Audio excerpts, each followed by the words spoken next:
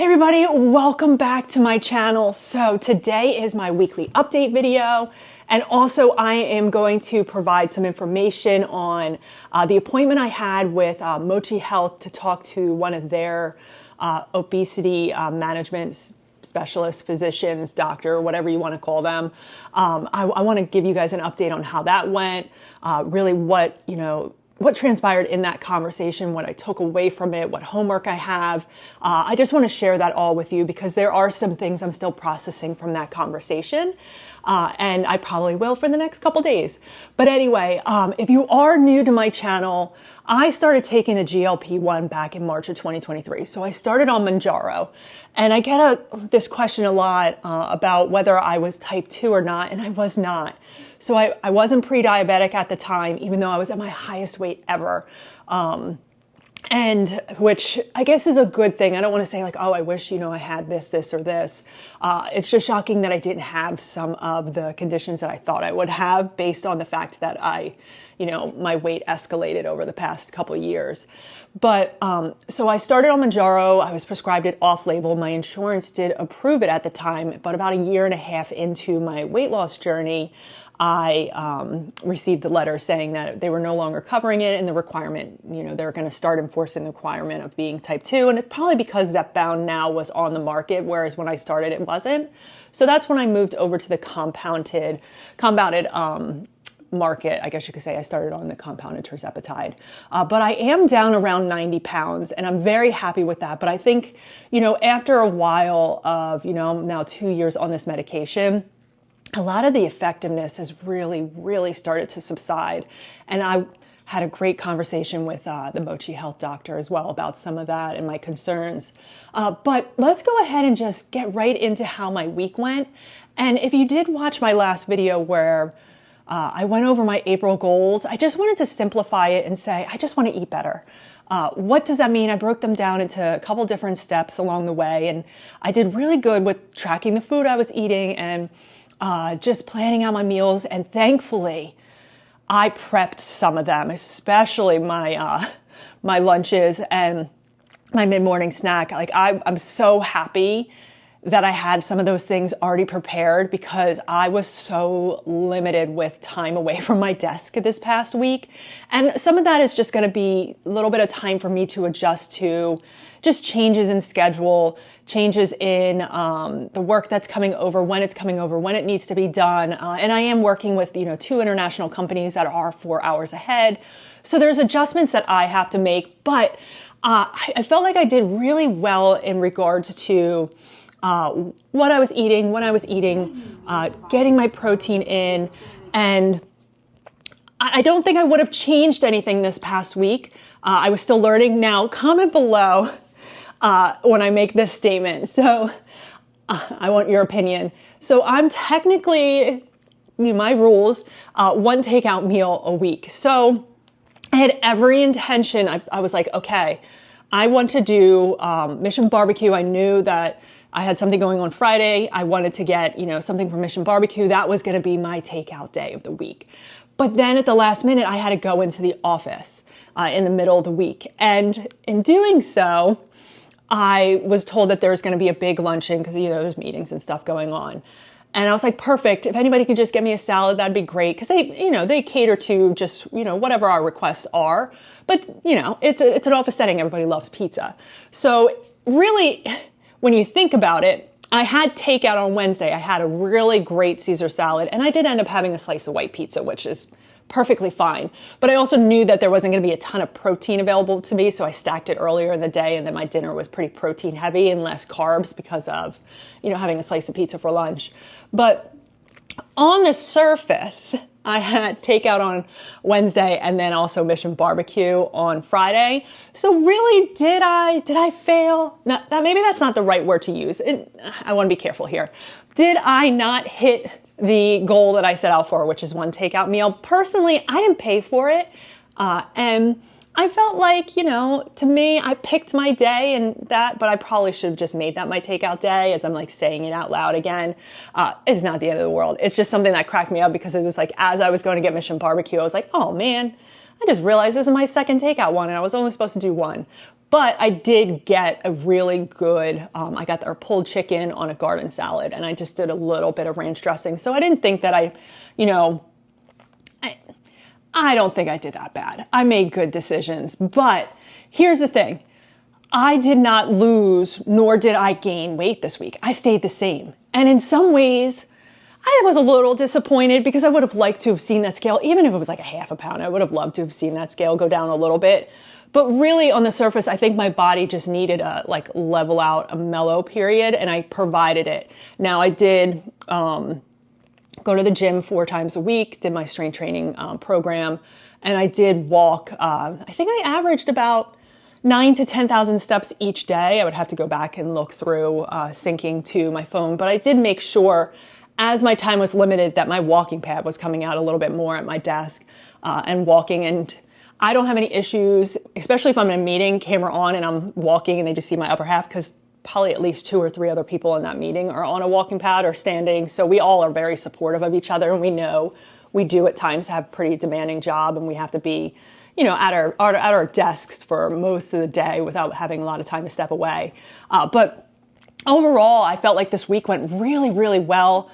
Just going to continue it into this coming week with the thought of being a little more food prep than I normally do. I'm going to have 3 days, especially the lunches. I'm in the salad kick.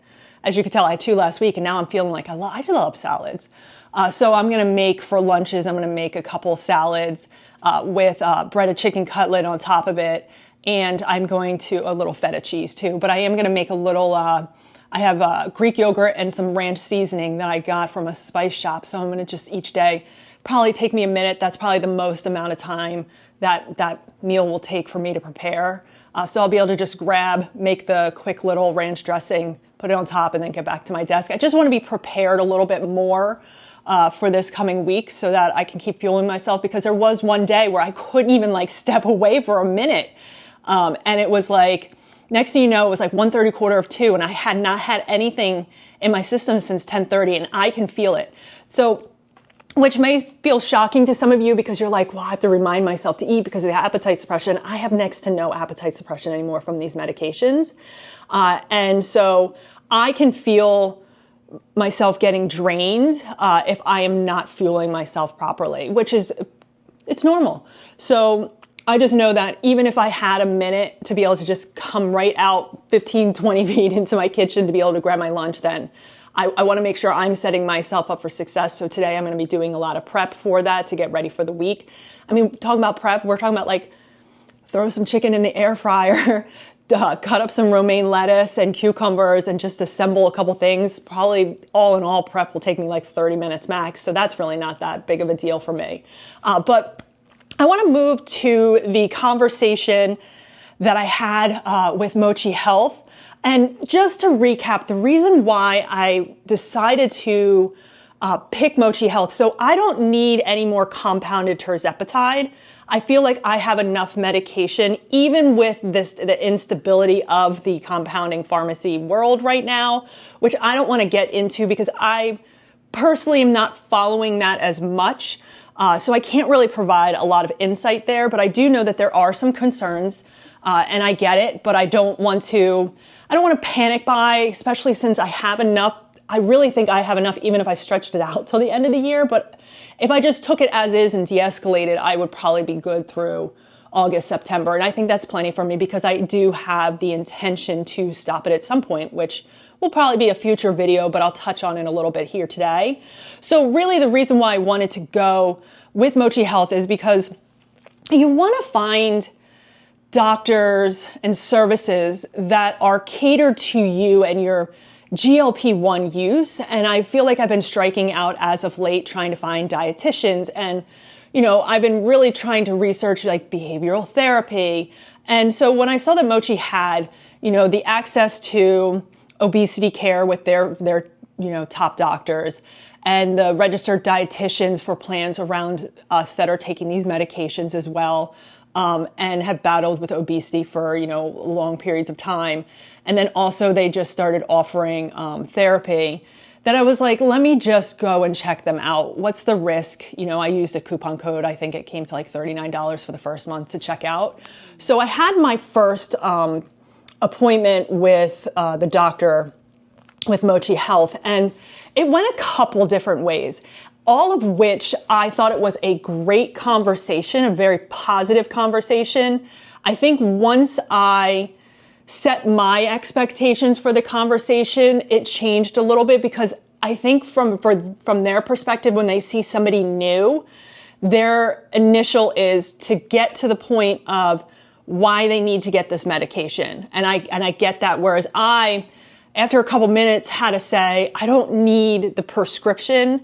I want to talk about current and future state of myself utilizing these medications. And I wanted to quickly go through my history, and you're not going to get everything in 30 minutes, but I felt we spent a little too much time talking about why she thought I should be getting medication through them, and how, you know, compounding pharmacies could be different, whereas I could be experiencing side effects on 10 milligrams from the compounding pharmacy, I guess, that I got through my last provider, I think was ProRx. And I read some things here and there that either it was a really, you know, strong for the dose, people were really experiencing massive side effects, or they weren't experiencing any. So there was like no in between, really.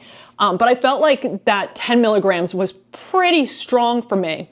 But then when I went back and started thinking about it, I don't think it has anything to do with the compounding pharmacy and the strength of that dose, or I guess you could say the formulation of the, you know, compounded tirzepatide. I went back and realized a couple months ago, I did this exact same thing where I was on 7.5. I went down to 7.5 for a little bit, and, you know, weight was coming up just very, very slowly. A little bit of the appetite was coming back, and food noise, this and that. And we decided to go up to 10. And I did okay for, you know, I want to say like a week or two on 10. And then I started noticing the same cycle of the fatigue, but also like some low blood sugar episodes. And I started experiencing them again this go around. And I was like, okay, I really think at this point in my journey, 2 years in, 10 is too strong. It is. And it's like, I never made it to the top dose, which I don't think that should be.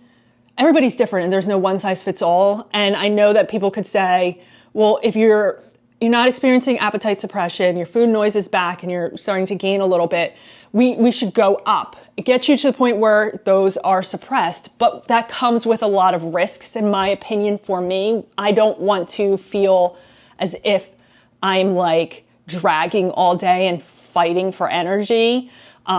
At this point, thankfully, I'm blessed in the sense that I have lost like over 90 pounds, and I've been on it for 2 years.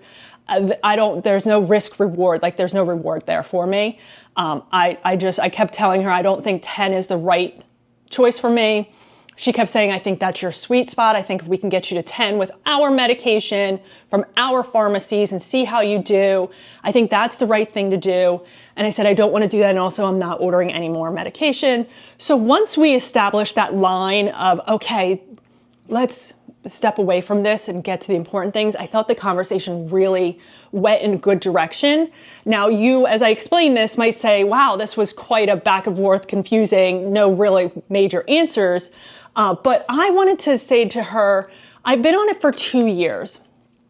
I have noticed that most of the benefits of this medication are no longer existing, and that I really can't go up. I can't. So what are my next steps? What should I do there? I think that's where, you know, the registered dietitian and the therapy is really going to it's going to be pivotal in my case once I can get to those appointments. But it was one where she said, at some point, I have to define what is success for me. Is it first an initial weight? What have you defined as your end goal weight? Have you decided on that? And I said, I keep flipping on that. And she goes, that's important. You have to set it and get to it. And then she said that she's seen success for people in the maintenance period spacing out their injections. So basically, once again, she said, well, if you were at the 10 and we would get you to the point where you would do every other week, we would space them out a little bit to see how you are doing. Then she said that she has seen some success for people that are dwindling it down. And she said that in my particular case, now, once again, not a one size fits all, even spacing, like if I have no appetite suppression, I have, the food noise coming back and the benefits really aren't there, even though there could be some underlying benefits that I may not realize until I stop the medication. She said that there might be a time where I have to say, you know what, let's get you down to like the starter dose and then stop for 6 months, maybe even a year. See if you can continue, with those healthy habits, see how your weight fluctuates, how you're feeling. And then if you want to, after 6 months to a year, people will then start back on the medication at the low dose and can start, experiencing those side effects again. And I thought that was I think that was interesting to finally hear it from an obesity doctor, somebody that works with, thousands of people, dealing with what I'm dealing with. And so I think really what I got out of that conversation was me trying to determine what is my ideal weight, and then saying, what do I need to get to that ideal weight as quick as possible safely? I say as quick as possible. It's just, you want to kind of ramp up everything you're doing to try to lose that 2 pounds a week again. To then ultimately either space out your shots or stop them. But really it comes down to what I am expecting and just saying, this is what my plan is and I need to stick to it. And I think hearing it that way, part of me would have loved for her to be like, this is what you're doing. But I'm starting to understand that we are in a new territory for all of these doctors. And they are still going through studies and going through everything that's going on with their patients. And I think they're just trying to cater to each and every one of us individually. And maybe that's where I need to start moving away from this. I want somebody to tell me what to do and me saying, this is what I want to do based on experts' advice, and stick to it and run with it. And so that's what I've been working on since I've had that conversation with her. But I do look forward to, I think we're going to meet again in a month. I do look forward to going back and talking to her, a month later about, where I'm at in terms of, right now I think for a month I'm going to be at 7.5 and then we'll go from there. I'm really going to start being a little bit more just aware of, getting myself back in that calorie deficit, getting myself back, because I was doing really well for a couple weeks and then, tailed off a little bit. But just saying, this is my goal. I want to get to there. And then eventually I want to decrease down to stop by this time period. And I just need to make that decision and stick with it and run with it and surround myself with the team that's going to help me with the therapist and the registered dietitian. So I'm working on, establishing, what that looks like for me. But I really loved being able to talk through these options with somebody that has the knowledge. And I enjoyed, even though it was 30 minutes, I really enjoyed that. I love my primary care physician. He is so good up to this point with everything that I've been going through. But I liked having his take and then hearing her take, because he only has like a handful of people on these medicines. So I wanted to just share that with each and every one of you, because I think there's times where we are looking for exact things to do. And maybe it's going to have to be this realization that there is going to be some trial and error. There's always going to be those true defined things of, we should keep our protein at 0.8 grams to 1 gram per ideal body weight, with our hydration, making sure we're supplementing anything that we could not be getting from what we're eating, and just making sure we're sticking to more of like that whole foods, and just trying to just be aware of what we're consuming, when we're consuming it, and making sure we're moving. Like, those are the things that I think are still, no matter what, extremely important to us. But I just, at the end of the day, I need to kind of take a step back and realize I'm going to assemble this team to help me and keep me on track, but it's really going to be me making those decisions moving forward. But like I said, comment below what your thoughts are. If you're on maintenance, what has your doctor told you would work best for you? Or have you tried a couple different things from either dwindling down or spacing them out? Have you spaced them out for a week or 2 weeks or 3? Or you staying at a high dose and spacing it out? Or did you go to a low and spacing out? I think this is one where we can all start just learning from each and every one of us, but at the same time, I'm not going to take what works for someone else and just say, well, why isn't it working for me? It's working for them, because I think we are all going to be in different situations. And in my case, I might be taking this medicine just to help me lose the weight. And my issues are really with emotional eating, which this medication can only do so much for, especially since I've lost some of the benefits of it. But there's just a lot that I walked away with that conversation saying, I definitely am looking forward to establishing that short-term and long-term plan and speaking with her more in the future for her to help kind of just guide me in those next steps once I establish them. But if you are somebody that maybe is not getting what you need from your doctor, don't settle. You know, I'm not saying, you know, go with Mochi Health. I'm not going to push all that, but I'm just saying there are so many specialists out there that could be helping you, and maybe the primary care physician isn't that one. He's just the one to help with, you know, the blood work and the annuals and whatever other maintenance of, you know, ailments you could have. And then maybe you have to find somebody that's going to really truly help you in the next stage. Or if you're just starting out, I couldn't scream it more from the rooftops. You know, if you're just starting out, make sure you're surrounding yourself with a team of people that are going to help you once you get to this point, because they're, unfortunately, a year and a half to 2 years in, you most likely will stop seeing the benefits of these medications. And that's where I think, you know, we have to figure out what are additional things that you could be doing to help with, you know, just the reduction of food noise and appetite suppression, and just doing the things that you could be doing to better yourself. But I feel like I've rambled enough. I can't believe that I'm over 20 minutes in this video. I'm so sorry. I should have done this. I keep saying this when I do these videos. I just ramble, and I love, you know, just talking through everything that, you know, I've learned from, you know, doctors, and just, you know, what I'm doing to kind of help myself, better myself, get myself back on track, and just, you know, trying to be that healthier version for myself in the future. But if you have enjoyed today's video, please just take a second and hit that like button. And like I said, comment below, did I do 2 takeout meals?